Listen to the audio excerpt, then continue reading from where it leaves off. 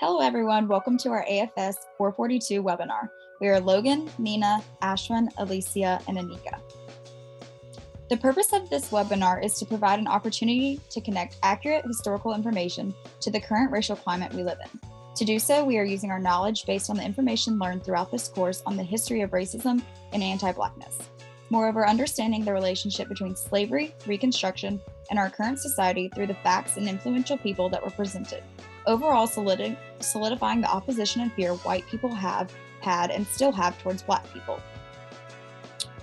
The caricature coon is the embodiment of the idea that Black men are lazy, unintelligent, and not willing to work.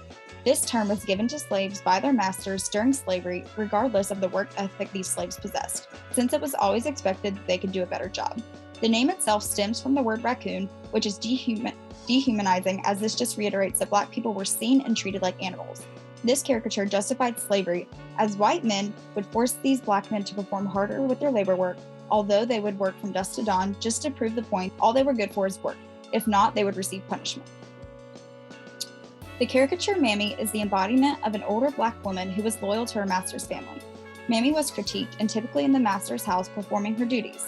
Her typical duties consisted of taking care of the kids, cooking, cleaning, etc. She was associated with the counterpart, Uncle Tom, as she would also identify with the master and his own family, even to the extent that she would abandon her own, just to take care of the master's kids, tending to their needs. This justified slavery, as Mammy would always choose the master's side, exacerbating the power dynamic that white people had over Black people. Buck was the name Black men were given when they were slaves, as they were considered strong and sexual. They were known for their physical capabilities of being able to perform well in the field and reproduce. Reproduction was very important to masters because that meant they would have more slaves to work for them without the cost of having to buy another. This word prolonged slavery because of the fear of Black men's personality and sexuality. Whereas after the abolishment of slavery, the name Buck was turned into Brute. Brute was defined as Black men who were hypersexual and violent, and white men feared them because of the competition they brought, like work and relationships with white women. Moreover, Black men were even further accused of sexual assault amongst white women and lynched as a result. All these actions provide support to the reasoning that white men feared Black men, doing anything in their power to suppress Negro domination and justify the terror on the Black community. After slavery, this relatively positive caricature of able Black men became much more demonizing. It morphed into a portrayal of Black men as rapists, criminals, and all-around intolerable beings. While previously, Bucks could be understood as useful Black men in terms of their productivity for slave owners, Brutes were known to be strong Black men everyone should fear. With these capable men no longer under slave owners' control, white Americans began to panic at the sight of them free. Ingrained in them by propaganda and social norms, white women lived with the unease that any Black man would assault her if she were to get too close to one. White men felt the need to suppress the alleged wrath of these brutes and justified their maltreatment of Black men under the assumption that they are inherently dangerous. The rise of this intensely negative portrayal of Black men began because white people needed a new way to control the treatment and lifestyles of Black folk, since slavery was no longer an option. The characterization of men of color as dangerous contributed to the segregation of the races and kept white Americans from having to accept that all races, rather all humans, are equal. Ida B. Wells, a well-known civil rights activist, uncovers the truth behind the unjust and horrific act of lynching experienced by many Black Americans even after slavery. In The Red Record, she clearly defines the justifications white Americans made for the lynching of Black men, women, and children. Wells writes that the first excuse given to the civilized world for the murder of unoffending Negroes was the necessity of the white man to repress and stamp out alleged race riots. There were rumors that people of color were planning insurrections, hoping to overcome white rule. Obviously, white people would not allow themselves to be overruled by people of color, so the physical abuse of humans of the other race was completely reasonable in their eyes. The second excuse Wells accounts for is the importance of keeping the government completely white, as decided by the white folk. She explains that the Southern man would not consider that the Negro had any right which a white man was bound to respect. They wouldn't tolerate people of color contributing in any way to legislation or other aspects of government. Though the government gave Black men the right to vote, it, quote, denied them the protection which should have maintained that right, close quote. The third excuse is one that relies on the caricature of the brute to have validation. It is, quote, that Negroes have had to be killed to avenge their assaults upon women, close quote. Without the change from capable Black men being viewed as bucks to being viewed as brutes, the third excuse for lynching as given by I.W. Wells would not have any merit. Black men needed to be feared as criminals and rapists in order for white people to believe and act upon the idea that men of color were assaulting the innocent, virtuous white women. Wells indicates that Black men were internationally known as violent violators of consent. She writes that the world has accepted the story that the Negro is a monster, which the Southern white man has painted. So far had the propaganda of the brute traveled that even those living outside of the feared Black male Americans. While many did and still do believe that men of color consistently sexually and physically assault white women, the accusation have often never held any truth. Wells indicates that Southern people, quote, intentionally, maliciously, and constantly belie the record and bolster up these falsehoods by the words of legislators, preachers, governors, and bishops, close quote. She portrays that the people in power spread the untrue stories of Black men assaulting white women to give whites an excuse for revenge. First, the excuse of needing to repress and stop race riots was annulled when people realized that race riots weren't actually occurring. Wells points out that no insurrection ever materialized. No Negro rioter was ever apprehended and proven guilty. It was too much to ask thoughtful people to believe in this transparent story. With the excuse no longer viable, Southerners needed to find another way to justify abusing people of color. Claiming that people of color would try to get the vote and begin to control the government of the United States was an easy claim to make. It didn't last very long, however, as the KKK, the regulators, and the lawless mobs kept Negro domination from finding a foothold in our country. White men became victorious through, quote, fraud, violence, intimidation, and murder. And regardless of the numbers, the colored people found themselves voiceless in the councils of those whose duty it was to rule, close quote. The second excuse was also invalidated, as Black men never came into power of government, so Southerners turned to a cruel accusation. The propagation of Black men as rapists, quote, placed them beyond the pale of human sympathy, because humanity abhors the assailant of womanhood, close quote. Though sexual relations were sometimes had in a biracial relationship, that relationship sustained between the man and woman was voluntary and clandestine. In essence, sexual encounters had between members of two different races were consensual, and thus cannot be defined as assault. Despite popular opinion, emancipated Black men tended to hold a higher opinion of white women because they were the teachers and missionaries that educated newly freed slaves. In fact, these selfless women, quote, were insulted, persecuted, and ostracized, not by Negroes, but by the white manhood, which boasts of its chivalry toward women, close quote. During slavery, Black men were trusted with white men, women, and children. During the Civil War, while the master was away fighting to forge the fetters upon the slave, he left his wife and children with no protectors, save the Negroes themselves. And yet, during those years of trust and peril, no Negro proved recreant to his trust, and no white man returned to a home that had been despoiled. Wells point out that, quote, it must appear strange indeed to every thoughtful and candid man that more than a quarter of a century elapsed before the Negro began to show such signs of an infamous degeneration, close quote. Wells uses her voice to advocate for the men of her race, writing, the colored people ask the consideration of the silent record of gratitude, respect, protection, and devotion of the millions of the race in the South, to the thousands of northern white women who have served as teachers and missionaries since the war. Men of color only began to be considered dangerous rapists after the second excuse of lynching failed, and white Southerners needed to fall upon the caricature of the brute to justify lynching. Black men had appreciated and protected women of white descent, yet the whole world was convinced that the opposite was occurring. The brute caricature is still prevalent in today's society, as Black men are often thought to be criminals and dangerous. White women have cried wolf when they were not in danger, for the fear of the brute is so deeply set in our society.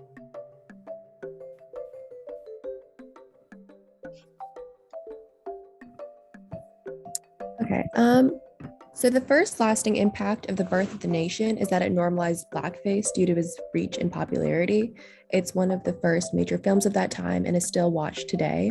So The Birth of the Nation had several Black characters without actually employing Black people, and D.W. Griffith used blackface as a means to control the Black image and portray further harmful stereotypes and caricatures of Black people. And this negated any opportunity Black people had to control their narrative. And again, blackface is just used as a means of dehumanization, calling Black people just characters to be played rather than people with real dimension. So this was furthered in media spaces, and we see blackface still today and in other spaces. So this is just an example of blackface from a long time ago, and I just wanted to contrast that to how blackface is seen today on the next slide. So this is Ella Gonzalez. She's a popular actress, and this image of her in blackface was actually from 2007, which I would say is relatively recent, but we can see how this is just so deeply racist and how this is something that is still done today. Moving on. So the second lasting impact of Birth of a Nation is that it helped popularize and publicize negative racial stereotypes and caricatures.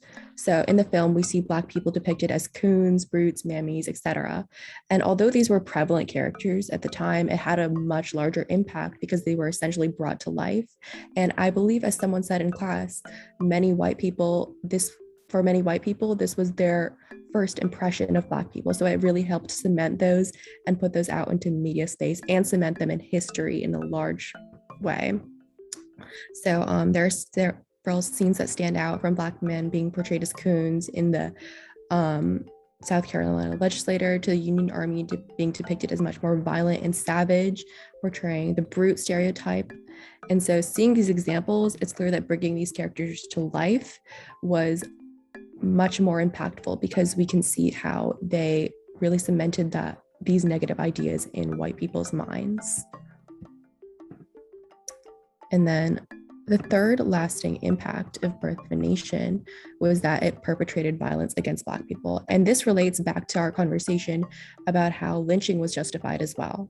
So Black men were portrayed as sexually aggressive and violent, and every single romantic or sexual encounter made by a Black man in the film was seen as unwanted and aggressive, which is significant because that was a major reason that lynching was justified.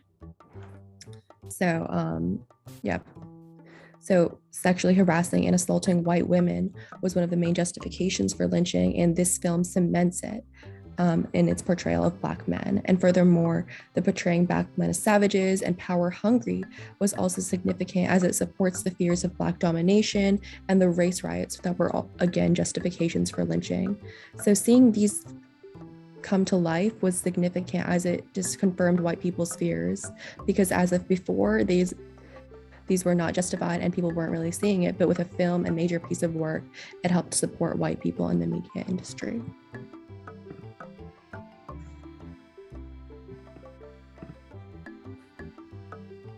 So the way that Black people are treated in this country today, as well as being viewed, is a lot different compared to the way that we were taught about it growing up in school.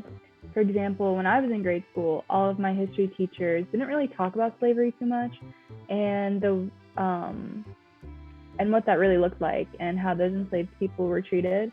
For the most part, we were kind of just told that they worked in fields picking cotton, and women tended to the housework inside, and they slept in different quarters on the plantation. We were told that these people would sometimes get whipped for not doing their work properly, but that was pretty much it. We weren't told that these hardworking individuals had their teeth knocked out for saying what they thought, or that women were taken advantage in the bedrooms, or even that they were getting beat in the most inhumane ways for not doing their free labor fast enough, when in reality they were doing it the very best ways that they could under the conditions that they were living in. We also weren't told about the little girls being mistreated in bed with white men, or that the Bible was used to scare these people into thinking that they deserved the life that they were living. The truth, we were told, is nowhere near the actual truth, but after taking this class and being given all of these new resources that allow us to tap the surface and uncover the truth about our racist country, we're able to see that these terrible things that are said to be in the past are as evident as ever in the world that we live in today. So Ida B. Wells and D.W. Griffith made it very clear that Black people are seen in such a dim and ugly light, and it's because of the hatred and this insane idea that white people are superior to someone simply with more pigment than them. And this affects the Black community in extremely negative ways that are very hard for them to change, and they're left with this unfair, never-ending need to prove their worth and the fact that they are just as good as the rest of the population. And in her book, The Red Record, Wells writes about firsthand accounts that she witnessed during her time as a reporter, and the accounts are just horrific.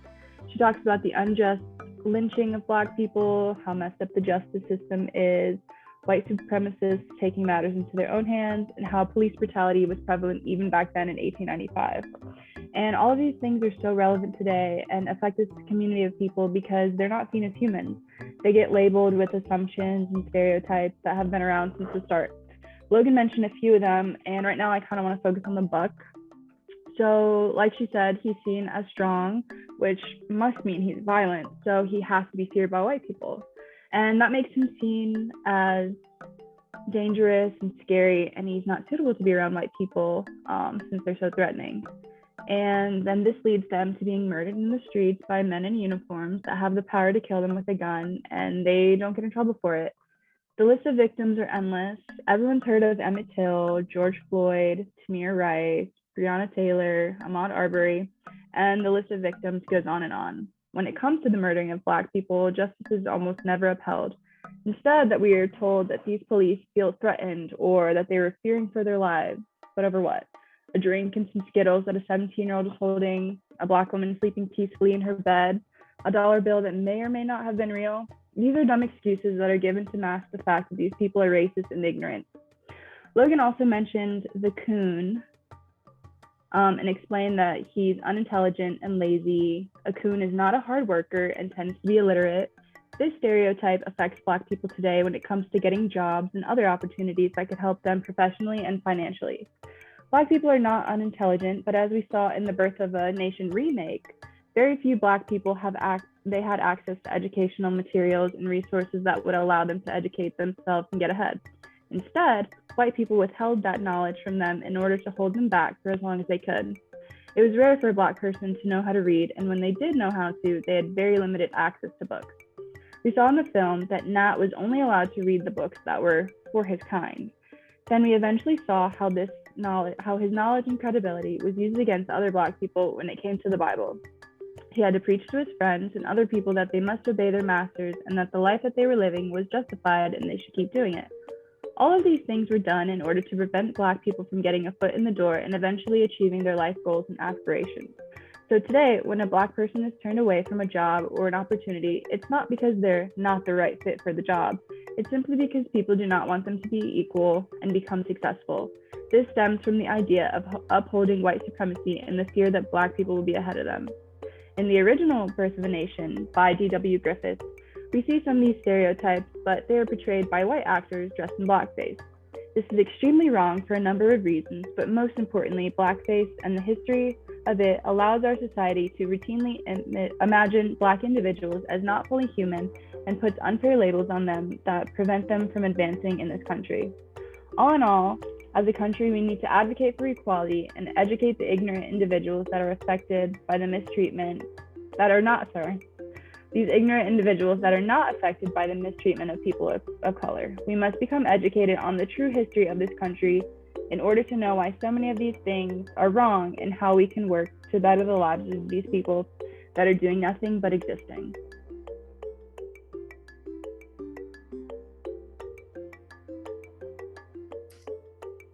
In conclusion, throughout the course of creating this webinar, we learned that the constant racism of Black people that they endure every day. Even after all this time, the white people still find a way to contribute to the oppressed Black people. Another thing we learned and caused us to change the way we think while making the presentation was that we must stay aware of the racism that occurs around us. There's so much ignorance in today's society that white people may not think they're being racist, but they are for sure. For example, with blackface, there are numerous times when white people would try to paint themselves black and give themselves wider lips or eyes to try to resemble a Black person, for example, in Halloween. This is pure ignorance because it stems from racism in the history of blackface. It is also vital to know that although slavery, caricatures, and lynching may seem they have happened in the past, this is not the case. They are very much prevalent in today's society, and racism all stems from these roots. After reading the record, we learned the brute caricature was known internationally, having spread from the US throughout the world. One question we had while making our presentation was, how did this affect the treatment of Africans or people of African descent in other countries? Thank you for listening.